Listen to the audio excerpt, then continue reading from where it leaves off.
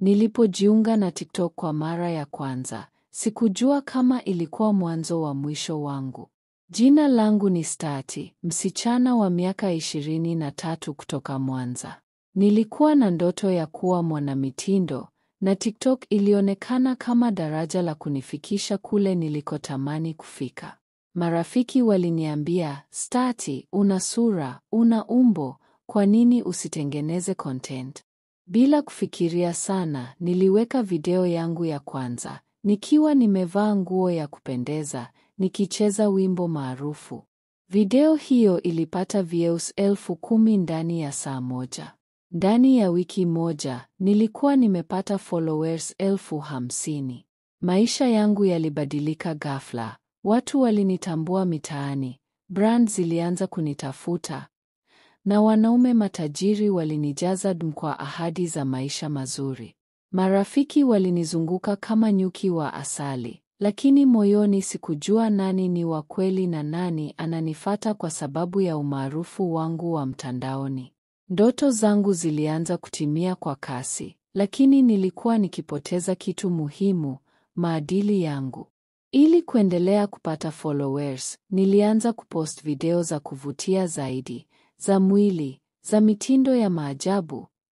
Na mara nyingine hata nilikubali kuingia kwenye challenge ambazo zilinivua utu wangu taratibu. Nilikuwa nimefungwa na njaa ya laiki, bila kujua kuwa polepole nilikuwa najivua heshima yangu mwenyewe. Siku moja, nilipokea DM kutoka kwa mwanaume mmoja aitwaye Alex. Alijitambulisha kama mfanyabiashara mkubwa kutoka Nairobi. Aliniahidi kunisaidia kufungua brand yangu ya mavazi. Aliniahidi maisha ya kifahari, pesa, magari na safari za kimataifa. Bila kufikiria mara mbili, nilikubali kukutana naye. Nilikuwa najidanganya kuwa hii ilikuwa nafasi ya maisha. Lakini sikujua kuwa huu ulikuwa mtego wa maangamizi. Nilipokutana na Alex kwa mara ya kwanza, alikuwa na kila sifa ya mwanaume wa ndoto. Alinipokea kwenye hoteli ya kifahari katikati ya jiji la Nairobi. Alikuwa na tabasamu la kuvutia, suti safi, na harufu ya manukato ya ghali. Stati, alisema kwa sauti ya kuvutia, una kipaji, na nataka dunia ikione. Maneno yake yaliingia moyoni kama wimbo wa upole. Nilihisi nipo salama. Nilidhani nimepata mtu wa kunitengenezea kesho yangu. Tulianza kufanya kazi pamoja. Alinilipia studio ya kupiga picha, alinunua nguo za gharama, na hata akanipa simu ya kisasa mpya kwa ajili ya content zangu. Followers wangu walizidi kuongezeka kama mchanga wa baharini, na kila siku nilipokea maoni ya sifa, mzuri wa content. Lakini kilichoanza kwa furaha, kilianza kubadilika polepole. Siku moja, Alex aliniambia, Stati, kuna brand moja ya kimataifa inataka kukulipa $5,000 kwa video moja. Lakini wanataka uvae vazi maalum. Nilipoliona vazi hilo, lilikuwa la aibu, lenye kuonesha zaidi ya inavyofaa. Nilitetemeka, nikasita. Umenipa kila kitu, nilisema kwa sauti ya hofu, lakini hili siwezi. Alex ghafla. Uso wake ulipoteza tabasamu, na macho yake yalijaa baridi. Stati, usiwe mjinga, alisema kwa ukali.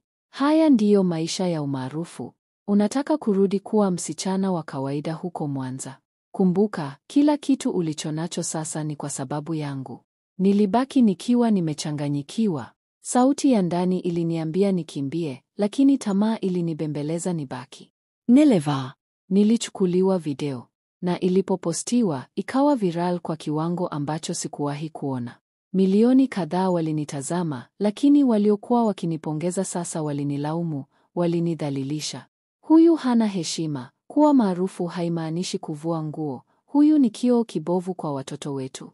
Nilijifungia chumbani kwangu siku 3. Niliangalia comments nikilia. Nilijua nimepitiliza mipaka. Lakini cha kusikitisha zaidi ni kwamba video hiyo haikuweza kufutika tena. Ilikuwa imesambaa kila kona ya mtandao. Alex alipota aliniblock kila mahali, alichukua password za akaunti zangu. Na hatimaye niligundua kuwa jina lake halikuwa hata Alex. Baada ya Alex kunitupa na kunifungia nje ya akaunti zangu, Nilijikuta nimebakia na simu moja ya zamani na chumba cha kupanga nilichokuwa ninalipiwa na yeye. Pesa zangu zote zilikuwa kwenye mikono yake kwa sababu alinisaidia hata kufungua akaunti ya benki. Nilikuwa nimeamini sana, kiasi cha kumpa kila kitu changu, siri zangu, nywila, hadi stori za familia yangu. Siku chache baada ya kutoweka kwake, niliitwa kituoni na polisi. Nilishtuka.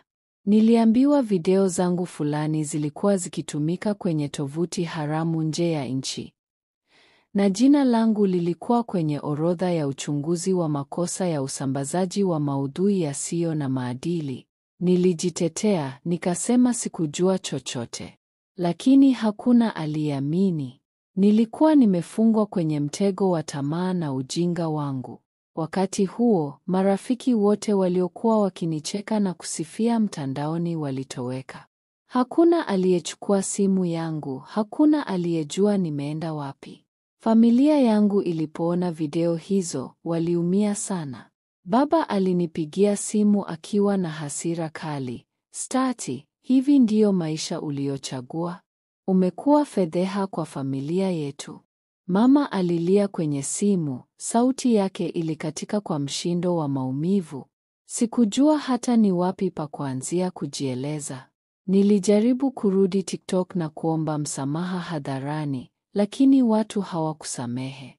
Waliandika maoni ya kunichoma moyo, unajifanya kutubu baada ya kuharibu kizazi. Hatukusahau ulivyovua nguo kwa Likes.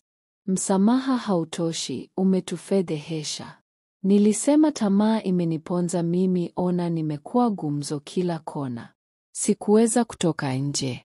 Nilianza kupata msongo wa mawazo, nilikata tamaa. Mawazo yangu yote nilipanga ninywe sumu ya panya au nifunge kamba kwenye mti nijinyonge, lakini katikati ya giza hilo, nilipokea ujumbe mmoja kwenye email. Ilikuwa ni kutoka kwa msichana mwingine kutoka Arusha, aliyeandika: Stati, nilipitia kile ulichopitia. Usijue unaweza kuanza upya. Niko hapa kama utahitaji msaada. Kwa mara ya kwanza, nilihisi kuwa labda bado kuna nafasi ya kubadilika. Lakini je, jamii itanipokea tena? Na je, nitaweza kusafisha jina langu lililochafuliwa kila kona ya mtandao?